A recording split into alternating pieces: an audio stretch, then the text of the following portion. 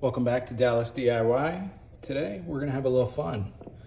We are cooking some steaks in the sous vide. This is actually one of my favorite things to do. Do it a few times a week, honestly, at this point. It's getting a little out of control. But I get a lot of questions from friends. A lot of people aren't really familiar with the process. And so I've just figured, why not make a little video, lay it out, and show the process on how to cook some steaks in the sous vide. We're gonna go from present state, as you see here on the screen, to eventually a perfectly seared, medium rare ribeye. Okay, so step one, you're just gonna get a plate with a paper towel. And then I'm gonna cut this steak out of the packaging and place this steak onto that paper towel. Okay. A nice clean cut of ribeye here this morning. Boneless, definitely pretty happy with that. So I'll just set it down there. There we go. And now what we need to do next is actually pat this dry. There's kind of a liquidy moisture on the external side of this steak, on both sides of it. So I'm gonna get another paper towel and I'm just gonna pat it dry.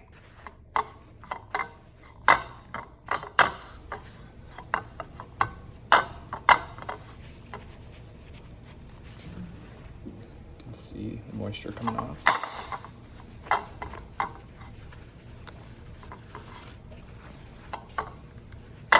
Okay, nice and dry. Okay, our next step here is to do a light seasoning. Keyword light. You do not want to over season it right now. This is just kind of something I've learned over time with the help from others. My favorite seasoning that I like to use on steaks, and I live and die by this stuff. I truly love it. It's called Fiesta Brand Uncle Chris Gourmet Steak Seasoning. This stuff is so good. You can find it at your local grocery store within the Dallas area, available at Tom Thumb. And so this is really good stuff right here. Again, we're doing a light coat of seasoning right now. Flip it over and do the other side.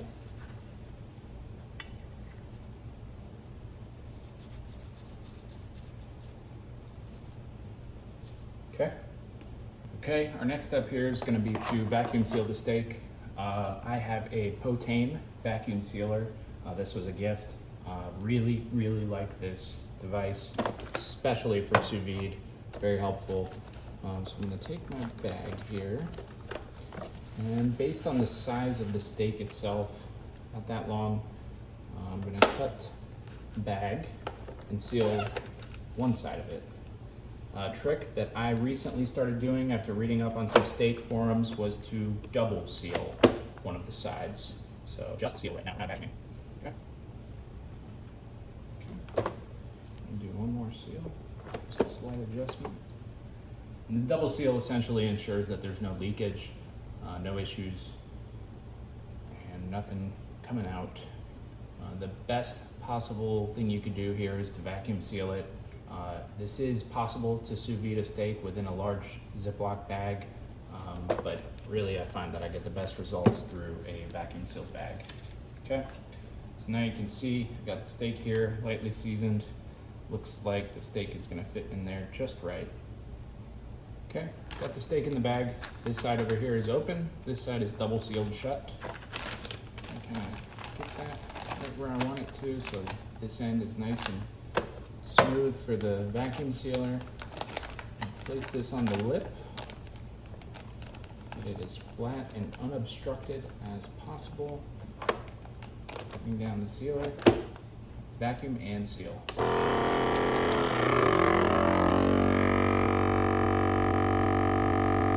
Okay, it's sealing now. If you're calling pat dry on steak, one of the best indicators to see if you do a good job of pat drying.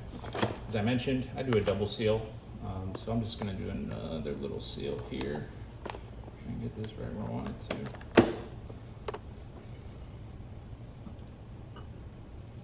Okay, our next step here is to fill up a large pot with hot water. I want to get this as hot as I can so the sous vide can work as little as possible. I'm not going to film the water filling up. I think that would be a pretty boring step. So We'll see you at the next step. Okay, our next step in here is pretty important. So you're gonna wanna have some of these clips. I think I got some of these at like CVS or something like that. They're actually for notebooks, but they essentially hold the bags in place. As you can see, this is my sous vide. I have it plugged in right back here into the pot of water, right? And notice on the side, they do have a maximum and a minimum down below of the water level. You wanna make sure that little hole down there is submerged, okay? So I'm gonna clip the steaks onto the side of the pan prior to turning on the sous vide. Okay, as you can see, I have my clips on to the steaks onto the side. You'll notice I do have the steaks completely submerged under the water line, okay? And I don't have anything blocking the sous vide hole down there. So that's gonna be the water flow to ensure that everything's kind of moving around. You do not want to have that completely blocked off, whereas maybe I would have a steak blocking it off here and then the other steak would not have access to that water flow. So important thing is, clip it onto the side, make sure it's secure. You can see I flipped the little latches downward to hold the steak kind of in place, and then you want to have the steak submerged underwater. Okay, so now I'm showing you within my Breville sous vide app. I'm choosing my temperature. You know, on the top right, you click start to cook. Now in here, I chose to do 129.8 degrees Fahrenheit, and that's going to give me a nice medium rare cook. And then you select your time. For here, I did 3 hours of cooking time. Finally, at the end, you click start preheat, and you'll see that your sous vide has started running. Okay, now the sous vide is on. I just clicked start preheat. You can see the water kind of bubbling around in there. This is now fully in control for the next few hours. Once it meets temperature, it's gonna cook at the desired temperature. In this case, I believe I chose 129.8 degrees Fahrenheit. That's gonna give me a nice medium rare cook. Okay. All right, so now we have completed the cooking process. The sous vide's been on for a few hours now. I'm gonna go ahead and take these off, cut open the bags, and pat dry the steaks.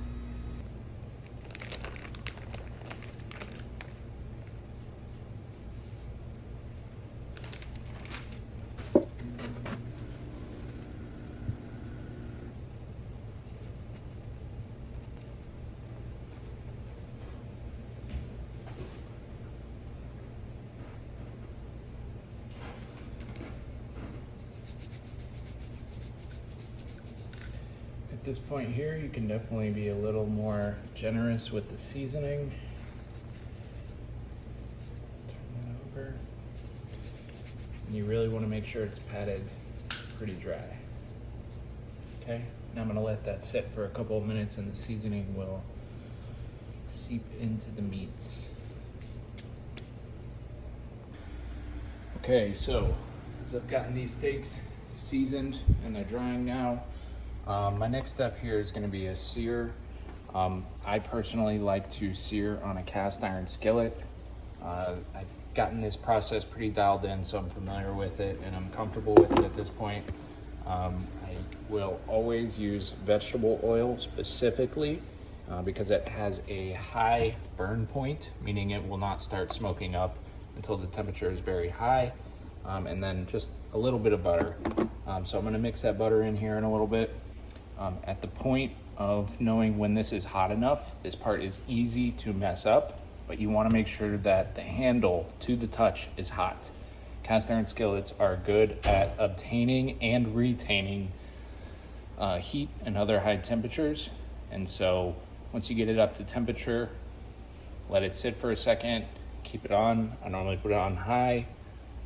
And then I normally will sear it for 2 minutes on each side. That's it, 2 minutes on each side.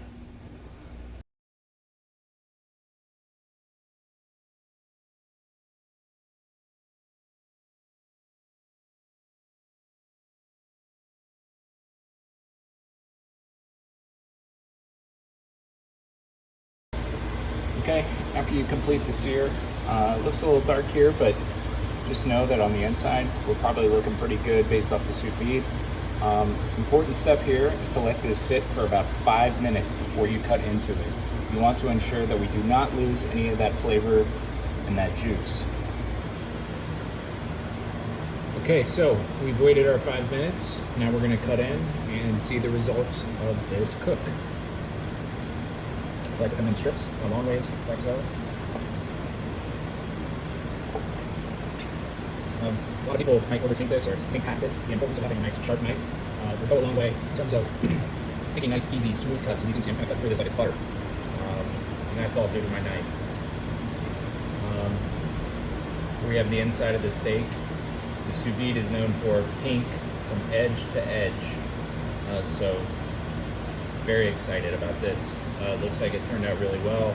Got a nice piece of ribeye. This will be a nice little meal here we've got.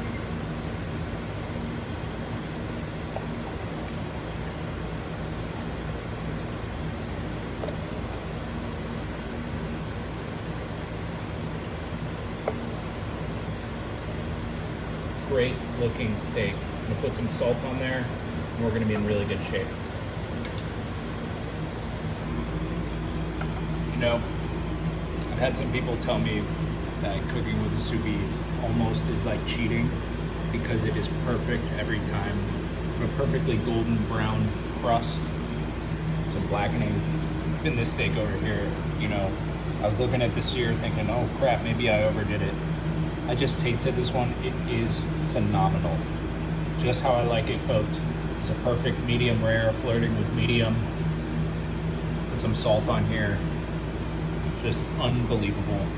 Very happy with my result, and I'm going to enjoy. Thanks again for watching.